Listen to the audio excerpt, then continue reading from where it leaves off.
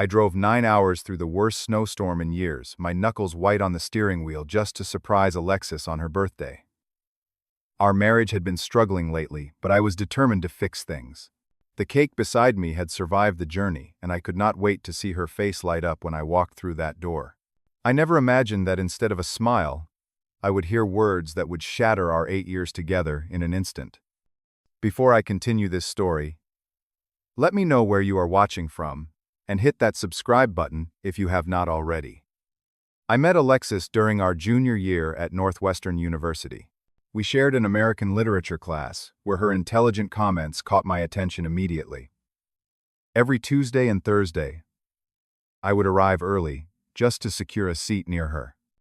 What initially drew me to her was not just her striking appearance with those deep brown eyes, but the way she spoke about Fitzgerald and Hemingway with such passion. Her insights were always thoughtful, revealing a depth that made me want to know more about her. For 3 weeks, I gathered my courage to talk to her. When I finally approached after class asking if she wanted to grab coffee, her warm smile made my nervousness worthwhile. That weekend, we met at Lighthouse Coffee Shop, a small place just off campus. I arrived 30 minutes early, anxiously choosing the perfect table. When she walked in wearing a yellow scarf that complemented her dark hair, I knew I was in trouble. We talked until closing time. Not the polite first date small talk, but real conversation about our dreams, fears, and favorite books.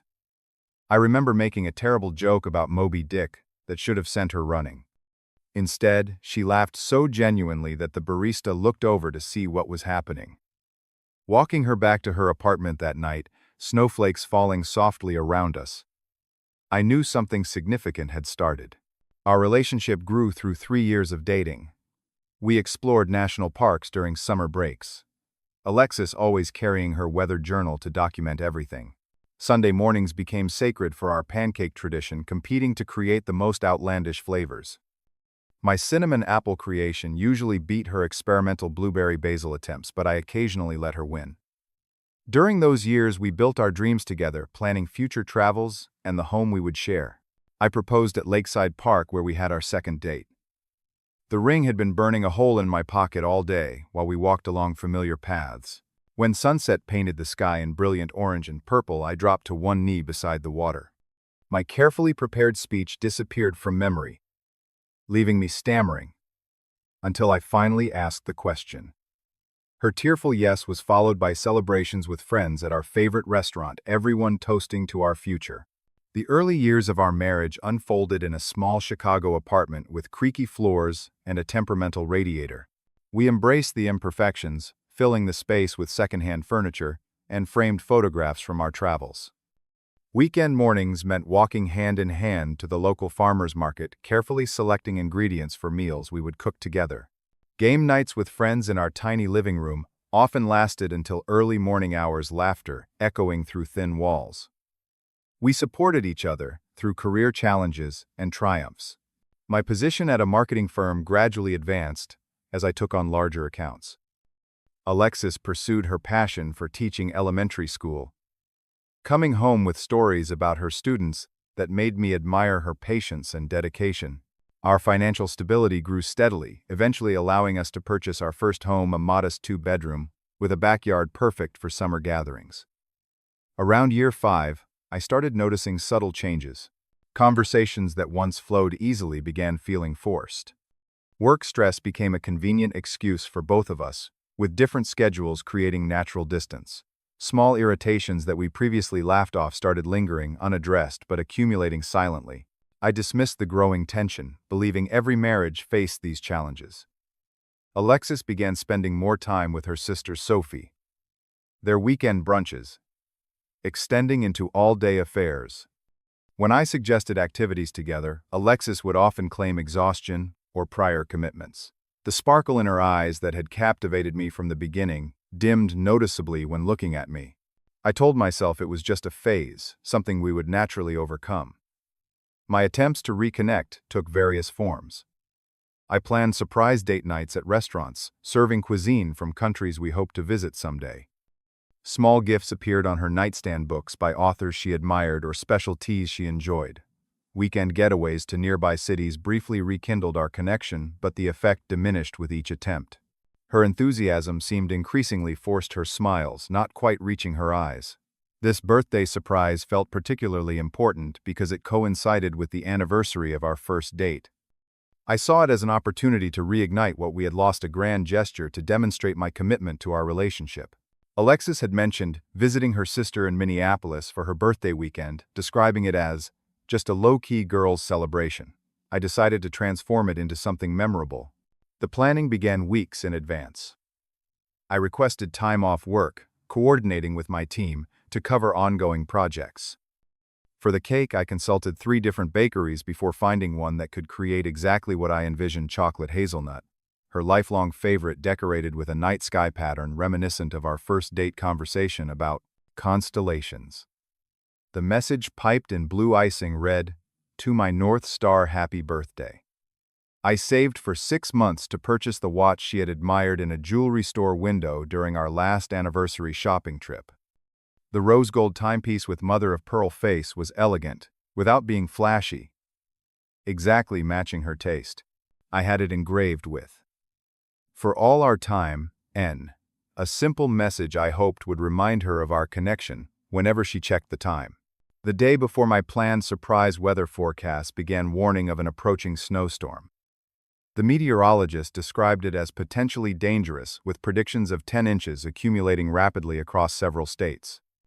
Small gifts appeared on her nightstand, books by authors she admired or special teas she enjoyed. Weekend getaways to nearby cities briefly rekindled our connection, but the effect diminished with each attempt. Her enthusiasm seemed increasingly forced her smiles, not quite reaching her eyes. This birthday surprise felt particularly important because it coincided with the anniversary of our first date.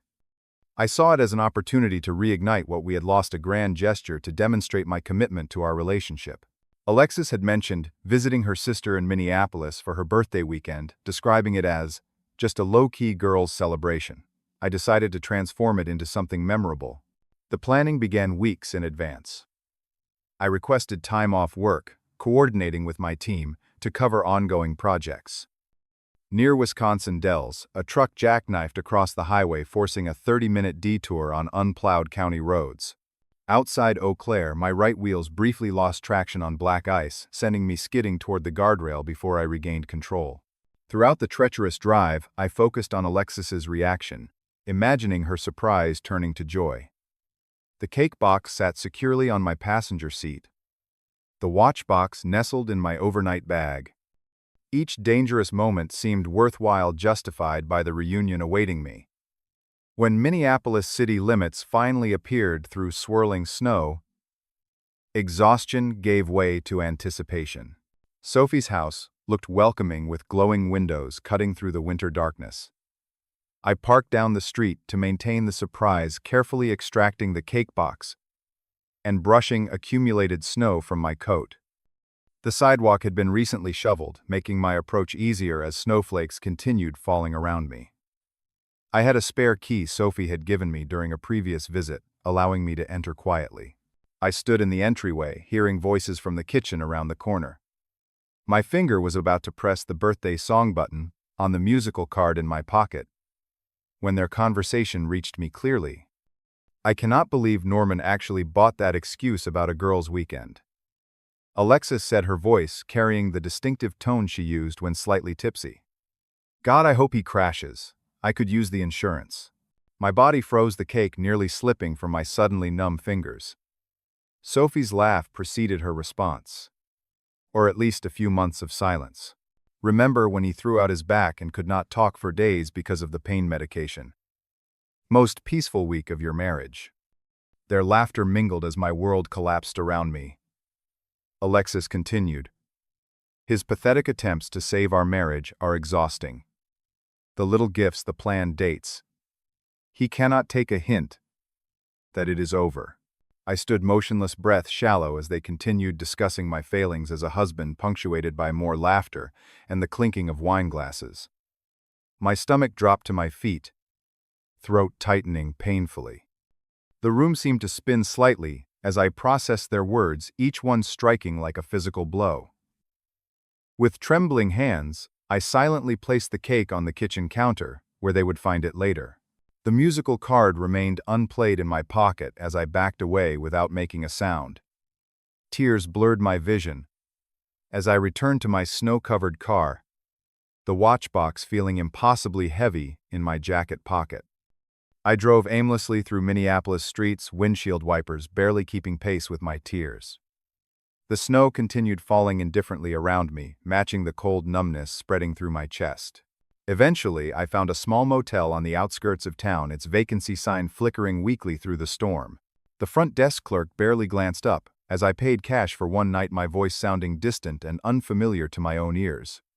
The motel room became a space for my grief, its sparse furnishings and faded wallpaper fitting backdrops for the collapse of my marriage.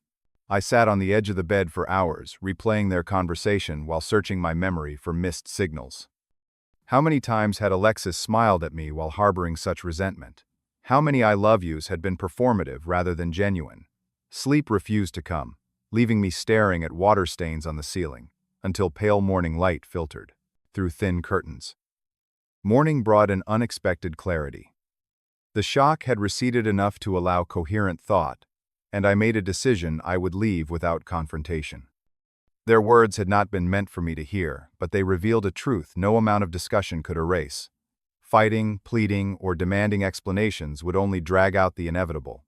The relationship had died long before I heard those words. They had simply been the funeral announcement. I checked my phone to find no messages from Alexis, confirming she had no idea I had been there. Opening Instagram, I saw Sophie had posted stories of them preparing to go out for birthday lunch at some trendy downtown restaurant. This provided the window I needed. I checked out of the motel and drove back to Sophie's house, using my key one final time. It took less than 10 minutes to collect the overnight bag I had brought for the planned weekend stay. The cake remained untouched on the counter, the message now seeming like a cruel joke. I left a brief note on the kitchen table. Something came up at work. Had to return immediately. No mention of what I had heard, a strategic decision that would give me time to process before the inevitable confrontation. Instead of returning to Chicago, I pointed my car toward Detroit, where my college friend Jack lived. The new route avoided the worst of the ongoing storm, giving me 8 hours of driving to begin processing what had happened. I called Jack midway, giving him the barest outline that my marriage was over and asking if I could stay for a few days. His immediate, "Get here now, man," provided the only warmth in my frozen world. Jack's shocked expression when he opened his door told me I looked as terrible as I felt. Without questions, he helped carry my bag to his spare room, simply stating, "This is yours for as long as you need it." The simple kindness nearly broke my carefully maintained composure. That night, after a shower and change of clothes, I shared the full story over whiskey in his living room. "I never fully trusted her," Jack admitted after listening intently. "Something about the way she looked at you when you were not watching. But I kept quiet out of respect." His observation cut deep, making me wonder how many others had seen what I had been blind to. The first calls from Alexis started that evening, her voicemails evolving from annoyed. "Why did you just leave without saying goodbye?" to concerned. "Are you okay? Please call me back," as hours passed. Without response. I turned my phone to silent, unable to hear her voice, without remembering her cruel words. The next morning, I sent one brief text: "I am safe. Need some time to think. We'll call when ready." It was all I could manage without revealing what I knew. Her immediate response came with multiple question marks and demands for explanation, which I left unanswered. During that first week at Jack's, I functioned on autopilot. My boss agreed to temporary remote work arrangements, providing welcome distraction during daylight hours. At night, when work could no longer occupy my thoughts, Jack's presence prevented me from spiraling completely. We would watch mindless action movies or basketball games, the background noise filling silences that might otherwise have been filled with darker thoughts. Sophie's unexpected text arrived 6 days after I left. "I do not know what you heard, but Alexis is falling apart. Please talk to her." The message confirmed my suspicions that they had realized the cake and note meant I had been there during their conversation. I stared at the message for an hour before closing it without response. Scrolling through social media became a form of self-torture. I could not resist. Alexis posted cryptic messages about relationships taking work and missing her best friend, garnering sympathetic comments from friends who had no idea what had truly transpired. The performance of victimhood made my jaw clench, anger temporarily displacing hurt. Jack, worried about my increasing withdrawal, gently suggested, "I speak with someone professional. My therapist helped me through my divorce last year," he offered during breakfast. "Dr. Powell has openings this week." Initially resistant, I eventually agreed to one appointment, mostly to ease Jack's concern. Dr. Powell's office provided unexpected comfort with its leather chairs and absence of cliché inspirations on the walls. During that first session, her direct questioning led to a revelation that left me stunned. I had spent years dismissing my own needs in our relationship, interpreting Alexis's emotional distance as something I needed to fix, rather than a fundamental incompatibility. "What you overheard was cruel," Dr. Powell acknowledged, "but perhaps it provides an opportunity for authentic reflection about patterns in your relationship." Her insights about emotional manipulation made me question interactions I had previously accepted as normal, creating both discomfort and clarity. That afternoon, my boss called with unexpected news that felt like the universe offering direction. "The company is opening a new office in Denver," he explained, "and your name tops the list for leading the creative team there. Substantial promotion, relocation, package the works." For the first time since hearing Alexis's words, I felt a flicker of possibility for a different future. Sophie sent a second message that evening, her tone markedly different. "She should not have said those things. I should not have encouraged it. We were just venting, but it was wrong." The partial acknowledgement came too late to salvage anything, serving only as confirmation that my decision to leave was justified. The second week found me focusing intensely on developing a proposal for the Denver position. The project provided welcome structure requiring research and strategic planning that occupied my thoughts during vulnerable evening hours. Dr. Powell suggested viewing this work as more than distraction, but as active rebuilding a perspective that helped me engage more authentically with the opportunity. Jack proved himself a true friend, not just offering shelter, but actively creating support systems. He introduced me to neighborhood friends, included me in weekly basketball games, and never pressured me for decisions about next steps. These temporary communities provided essential respite from constant rumination about my marriage.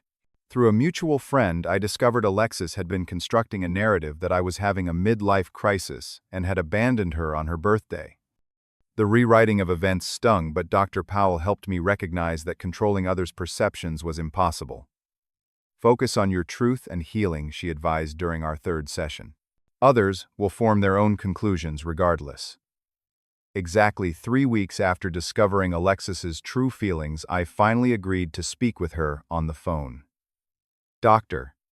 Powell and I had discussed healthy boundaries for the conversation, and I spent an hour beforehand preparing writing key points I needed to address and practicing calm responses to anticipated accusations. I set a firm 30-minute limit for the call, recognizing my emotional stamina had limits. When her name appeared on my phone screen, my heart raced, despite all preparation. I answered with a simple hello, allowing 2 seconds of silence to settle my voice. "Norman, finally." Alexis's voice alternated between relief and accusation. "Where have you been? How could you just disappear like that? Do you know how embarrassing this has been? Everyone keeps asking where you are, and I have no answers." I noticed immediately that her concerns centered on appearances rather than my well-being. Taking a deep breath, I redirected the conversation.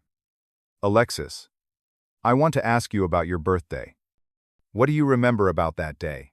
Her momentary silence spoke volumes before she responded defensively. "What are you talking about? You never showed up. You just left some cryptic note about work and vanished." The moment had arrived. With carefully measured words, I stated simply, "I was there, Alexis. I heard what you said to Sophie about hoping I would crash for the insurance money. I heard her response about enjoying months of silence if I did." The shocked silence that followed lasted so long I checked to ensure the call had not disconnected. When she finally spoke, her voice had changed, completely smaller and uncertain. You were not supposed to hear that. I was just frustrated and venting. It did not mean anything. Was it true? I pressed further, maintaining the calm tone I had practiced. Do you want me gone from your life? Because that is what it sounded like. Her defenses crumbled gradually, as I remained silent, waiting. I have been unhappy for a while, she finally admitted, voice barely audible. But I did not know how to tell you. You were always trying so hard and I felt guilty. Why not just be honest with me? I asked, genuine curiosity replacing anger. We could have addressed it together, or separated amicably. What followed was a cascade of revelations that confirmed my worst suspicions. She had consulted a divorce attorney 2 months earlier but could not go through with it yet. The password changes on her phone, the unexplained absences on weekends, the emotional distance all suddenly made sense within this new context. I found statements for a separate bank account in your email last month when I was using your laptop. I admitted a discovery I had rationalized away at the time. You were preparing to leave, were not you? Her sharp intake of breath confirmed my suspicion before she could deny it. It was just insurance, she stammered, the ironic word choice not lost on me. The most painful question came next, one I had avoided even in therapy sessions. Is there someone else, Alexis? Her hesitation before denying it too quickly told me everything. In the background of the call, I heard Sophie's voice calling her name, followed by Alexis hastily muting the call. The brief silence felt like confirmation of additional dishonesty. When she returned, I spoke with newfound confidence. I am accepting the Denver position my company offered. I think we both know this marriage is over. Her response shifted dramatically from defensive to panicked. Norman, please, we can fix this. I will go to counseling. I will do whatever it takes. Give us another chance. The desperation in her voice seemed genuine, but I recognized it stemmed from fear of change rather than love. As if punctuating my realization, an email notification appeared on my screen. The official offer letter for the Denver position, timing so perfect it almost seemed orchestrated by fate. In that moment, clarity washed over me, complete and refreshing. I deserved someone who valued my presence, not someone who only feared my absence. The 8 years we had shared contained genuine love and connection, but those elements had withered while I worked desperately to revive them alone. Norman, are you still there? Alexis's voice had taken on the pleading tone she used when truly worried. I cannot live without you. I will do something drastic if you leave me like this. The emotional manipulation that might have worked weeks earlier now stood out starkly. Instead of being drawn in, I responded with newfound boundaries. Alexis, I'm going to call Sophie directly after we hang up to ensure you have support right now. But my decision about our marriage remains the same. Her threats escalated briefly before dissolving into tears. When the call ended, I immediately contacted Sophie, briefly explaining my concerns about Alexis's emotional state. Without mentioning our full conversation, the responsibility fulfilled, I turned back to the Denver offer letter, clicking accept with surprising lightness in my chest. 6 months later, I stood at the window of my Denver apartment, morning sunlight illuminating the mountain range visible from my balcony. The space reflected my new beginning. Clean lines, carefully selected furniture, and photographs from recent hiking trips, replacing the wedding pictures that had once dominated my walls. Therapy. With Dr. Powell continued through video sessions, her guidance helping me recognize patterns to avoid in future relationships. The trauma of betrayal can become a filter through which you view all potential connections, she warned during a recent session. The challenge is remaining open while establishing healthy boundaries. Photography, a passion I had abandoned during my marriage due to Alexis's complaints about the time it required, returned to my life with unexpected vigor. Weekly excursions to national parks surrounding Denver filled my external hard drive with landscapes and wildlife images. The local cafe near my apartment even featured a small exhibition of my work, an achievement that brought more satisfaction than I had anticipated. The divorce papers had finally reached their final form after Alexis's multiple delays and negotiation attempts. Her initial demands gradually softened as reality settled in, resulting in a settlement that felt fair to both parties. We agreed to meet in Chicago neutral territory to sign the documents and formally end our marriage. The law office, with its leather chairs and mahogany tables, felt appropriately solemn for the occasion. When Alexis walked in, I noticed immediately how stress had affected her. Dark circles shadowed her eyes, and she had lost weight, her tailored suit hanging slightly loose. Despite everything, a brief wave of concern passed through me, a final echo of years spent caring for her well-being. After signatures and handshakes with attorneys, we found ourselves alone in the building lobby. An unexpected moment neither had planned for. Alexis broke the awkward silence first. "I am sorry, Norman," she said simply. "I did not realize what I had until it was gone." The apology, coming after months of reflection rather than in the heat of crisis, carried more weight. "I forgive you," I replied sincerely. "Not for you, but for my peace." By unspoken agreement, we walked to the coffee shop where we had once spent Sunday mornings. Sitting across from each other felt both familiar and utterly different, like revisiting a childhood home occupied by new owners. Our conversation remained civil, focusing on what had gone wrong rather than assigning blame. "I took you for granted," Alexis admitted, tracing the rim of her cup. "I thought you would always be there no matter how I treated you. And I should have communicated better." I acknowledged, instead of trying to fix everything with grand gestures while ignoring the real problems. She hesitated before mentioning her emotional affair with a coworker, now apparently ended. The dishonesty damaged us more than the actual feelings, she reflected. I should have been brave enough to be honest before everything unraveled. Our goodbye held bittersweet acknowledgement of shared history.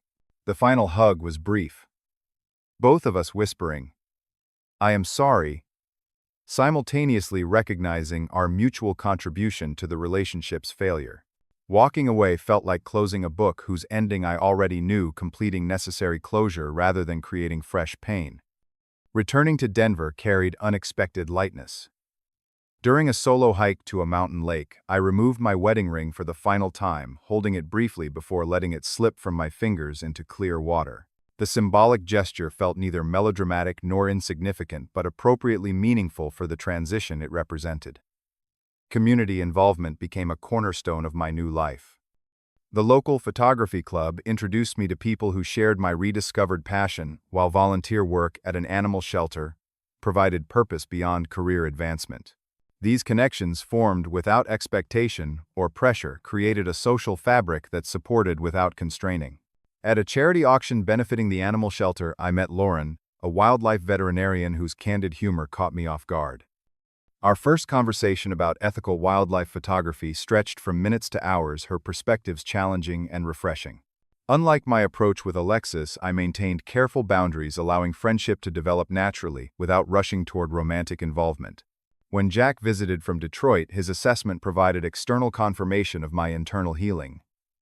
"You seem like yourself again," he observed as we hiked through Red Rocks Park.